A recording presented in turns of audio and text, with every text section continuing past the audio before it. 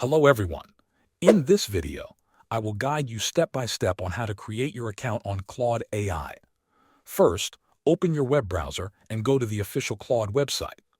Once the page loads, you will see options to sign up. You need to choose a sign-up method.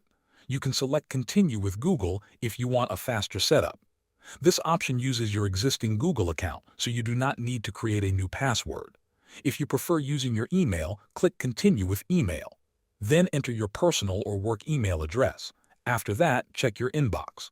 You will receive a login code or a magic link. Click the link or enter the code to verify your email. Next, you will be asked to verify your phone number. This step is required by Anthropic to prevent spam and keep the platform secure. Select your country code, then enter a mobile number that can receive SMS messages. Enter the code you receive on your phone. You will also need to confirm your age. Check the box to confirm that you are at least 18 years old. Once your account is verified, you can choose a plan. The free plan allows you to use Claude for everyday tasks with standard limits. If you need more access, you can choose Claude Pro. This is a paid plan that gives higher usage limits and faster access to new features. There is also a Max plan. This includes everything in Pro, along with much higher usage, better output limits, and priority access during busy times.